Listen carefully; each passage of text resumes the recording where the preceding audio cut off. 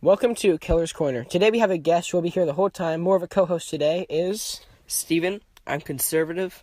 I'm pro-gun, pro-right, and I'm against radical left. Okay. So first of all, we didn't really have much to talk about today with just doing a new show a couple of days ago. So what I did was I posted something on Instagram asking you guys to comment some questions. And so first of all, first question, we're both going to answer all the questions, was you guys were commenting a bunch of political commentators and stuff. So what I did was I put the list of the ones that were mentioned, and we're going to choose, if we were president, out of these people, who would we choose as our vice president? The options were Milo Yiannopoulos, Steven Crowder, Ben Shapiro, and Gavin McInnes. So, Steven, out of those guys, who do you think you'd want to be your vice president if you were running? Ben Shapiro. To me, he just seems like the most intelligent. A lot of people just hate Milo. McManus has said a lot of controversial stuff. And, Steven, he's more of a... Well, I mean, it's not bad. It's just I think Ben Shapiro's a little bit more intelligent and on most matters, yeah. I would have to agree with him there. I like Ben Shapiro. I think he's probably the smartest out of these people. I'd prefer to watch Gavin McInnes, though, because of his humor. But that's the same reason I would not want him to be my vice president. Moving on. Vice president out of past presidents. If you could choose anyone to be your vice president who's already been president of the United States, who would you choose? Ronald Reagan. Again, same. Yeah. Okay. Yeah, it wasn't too hard. Okay, then I posted something a while ago asking you guys, it was a thing, you guys commented something and I'd put whether I like it or not. So we're going to go through some of those and talk about it. Starting with the school system. So, Steven, do you believe the school system has a bias and is good or needs to be improved upon or abolished? Or we have a bit of improving to do. Well, if you look at a lot of European countries, we had somebody from Ireland actually came, and their school system, they do less work. I mean, not less work. They have less school time. They have much better grades than us. And what we're doing is just outdated, and there's just a bit of liberal bias in the higher ups. If you look at it in college, 30-1 history teachers consider themselves liberal over conservative. And it is 12-1 overall from teachers. So there's definitely, I don't think no matter where you stand on this, that you can say that there is not a bias. And also, if you look at the school system, people have been getting stupider since the government took control of the Department of Education. Since Jimmy Carter enforced that the government take control of education. And since then, test grades have just went down. We've just continued to throw more money at it and seen no improvement at all. And if anything, all we've seen is a decline in not only intelligence, but with the large liberal bias. There was a poll not too long ago showing over 50% of teachers support, like, banning hate speech. So when that, and we in school, we have the same social studies teacher. We were learning about how until like the 1930s there was a lot of immigration, and how the economy started doing better then. The thing she completely forgot, air quotes, to mention was Calvin Coolidge came in 1924 and passed an Immigration Act restricting immigration, making it almost impossible to immigrate here. And that's around the time that the economy actually did start booming. That's the one part she completely forgot to mention. There's no way to deny that there is a bias in the school systems leaning left. Yep. And also, there's things people will say, like, you shouldn't take gym every year then to this, but when you come to electives, but it's an elective to learn how to get a job, but it's not an elective to learn how to do math that you will never need unless you get a job. And even still, most jobs you will not need it for. Well, I'm going to have to disagree with you on there.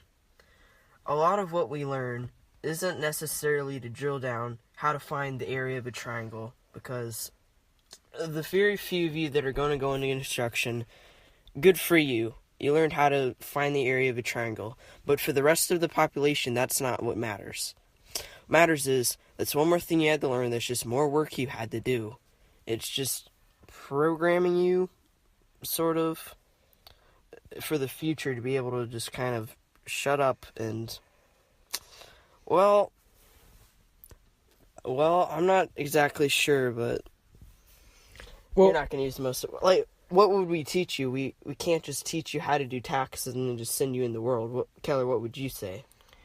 I would say that I think that stuff should be introduced, and it should be forced to be taught until, let's say, until you turn 16, let's say. That's a good age where a lot of people start getting a job and know what career they're going to go into or trying to go into.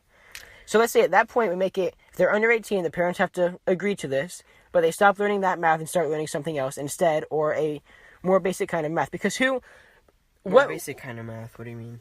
As in actual math that you need in most areas of the workforce. That's not that much. Exactly? What people are going to use Common Core math through the Pythagorean theorem when... I think... The answer is nobody, in case you didn't know. That is mandatory. But how to get a job isn't. And in the rare case that you have a job, that you could get a job where you know how to do that math, you're not going to know how to get the job. It doesn't make sense to me. Another question. Gay marriage. Steven? Joe? I'm gonna have to say it should be legal. Illegal or legal? Legal, in... It's not hurting anybody. If you're gonna bring up, some of you made a story about Christian bakers were forced to bake a cake for LGBT couple. They refused and the government made them do it. Made them pay money. Made them pay money, yeah. Basically took them out of business. Or they did take them out of business. Basically, yeah. That's not what I'm getting at. What I'm getting at is LGBT marriage itself. Not LGBT, just the marriage. It's a social right. I think it should be legal. I think that it should be legal to be married. Like you said, with the whole cake thing, I think that should be illegal. I think that basically, and this is my principle for a lot of issues, if it only affects the person doing it, it should be legal. Mm-hmm. And that's why I support a lot of drug legalization, because most drugs will not make you violent. Alcohol has more of a negative effect than a lot of drugs that are currently illegal. So, like what? Like marijuana. Well, that's just one. You said a lot. Mm-hmm. What's another drug? Cocaine is not easily to get cocaine is not as easy to get addicted to as people say it is. People make it like you take cocaine once, your whole life is over. You never get a job. You die alone, and you keep taking it the rest of your life. It's not a good choice to make. Well, you probably shouldn't take cocaine ever. I agree with that, but I think it should be up to the people who want to. It makes you violent. It makes you a hazard to other people. Alcohol does too. Should that be illegal? When you look when they tried to ban alcohol. Well, obviously it just became more expensive, and you started locking up non-violent people just for drinking or trying to drink or selling it. Well, cocaine's a little bit different. It's not legal in any other country. And it is not used by like half the population or something crazy. I'm not sure exactly what percentage of the population drinks alcohol on a regular basis, but cocaine, what percent of Americans are using cocaine or would use cocaine if it were legal right now? There's no way to know because it's not legal right now. Well, it's different from alcohol. Back to gay marriage. How do we go from gay marriage to drugs? I was saying how I support most things that don't impede on other people's rights. Okay. Back to gay marriage. I don't think gay people should be... I think it should be a lot harder for gay people to adopt. I don't think that's the kind of environment that a kid should grow up in, unknowing of how it used to be for gay people and how it's not the correct family structure and how you look at it. And it's not because a lot of people... When you see the stats, how you're way more likely to go to jail and be on welfare if the dad leaves, it's not necessarily because the dad left, it's because you didn't have a father figure. Women are typically more sympathetic and better at taking care of the kids. Yeah. Men are typically better at working and being tough and telling them don't do this and getting on them a little bit. You need both, and it's not because necessarily the dad left them most of the time and it made them mad so they went out and did stuff. It's because they didn't have the father figure to teach them and be tough with them and tell them the other side of life. And I think that's why that it shouldn't be legal for them to adopt, or at the very least should be much harder for them to adopt. But when it comes to marriage, that's really only affecting those two people. So I don't agree with it on a personal level. I don't really care if it happens. Abortion? I think we agree on this one. Yep. Against, by the way? Against, by the way, yeah. Well, I don't know if we agree 100%. Meaning? When should it be illegal, in your views? When should it be legal? Yeah. Never. Just no matter what, never. Never. For me, it is in cases of rape, because I don't know how many people that are going to watch this know much about a child growing up in an orphanage. It's not good. It's not good at all. And you're just putting someone in this awful position that probably just not really. It should be legal to have a baby aborted if you were raped. Or if the baby has a severe disability, not like autism, which is, it's severe, but not severe enough. If you have a baby with like a deformed skull, it's gonna live like a week or something, yeah, you should probably get it aborted. And it should be legal. Keller? Okay, but with rape, let's go back to that one, because the disability is a much harder topic to speak on. There's more specifics to go into, like when is it okay, when is this disability, and by the way, I do disagree on the disability thing, but there's no really, it'd be a hard line to draw as to when, for you, that it would be legal to do it. Specific deformities or illnesses. But with abortion, though, when it comes to the whole rape thing, of course, rape is terrible. I think that rape should. I think that rape forced to carry a child because you were a victim of a crime. I think rapists should be killed. Yes, I agree. They should be killed. But I don't think the baby should also be killed. I think the baby should be killed. Do you believe abortion is murder? Yeah, it is. So murder's okay if you're putting you him in this raped. awful situation, and well.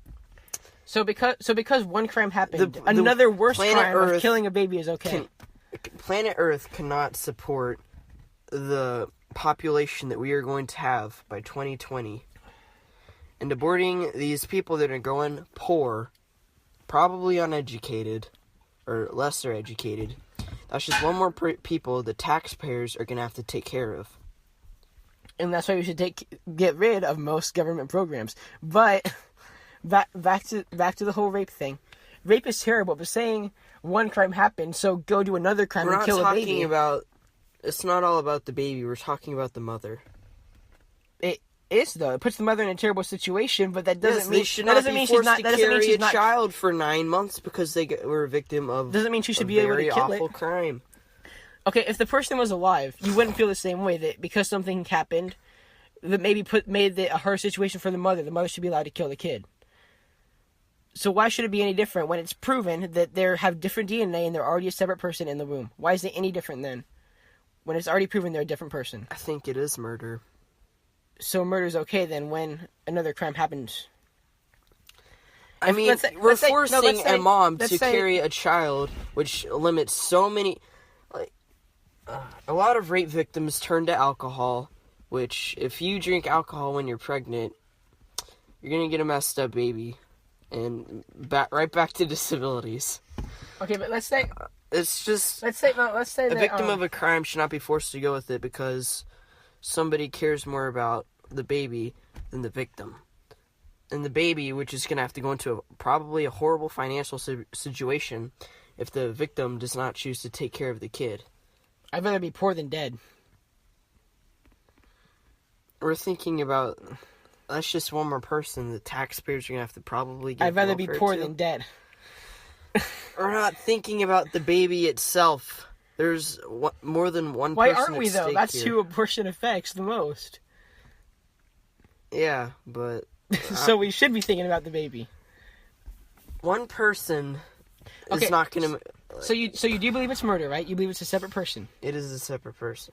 So, let's say that... something terrible happened to a mom. She got, I don't know, let's say something terrible happened to her, a crime was committed to her, and she was in the hospital or in a terrible situation where it was hard for her to take care of her kids for 8 or 9 months. And she has a kid, so she can't really afford to feed the kid then. So then should she be allowed to kill the kid then? Because if we believe it's a separate person in the womb, why is it any different than when the kid's alive? Because I know you'd support murder when the kid's alive. The kid doesn't have feelings when he's in the womb. But he can feel pain in the womb. The baby can feel pain in the womb. It's different. It depends on the scientist you ask, but it ranges from 10 to 21 weeks that they say you can start to feel pain. Depends on how early you get the abortion. Like, I'm not... Well, for the rest of abortion, it's a bit different because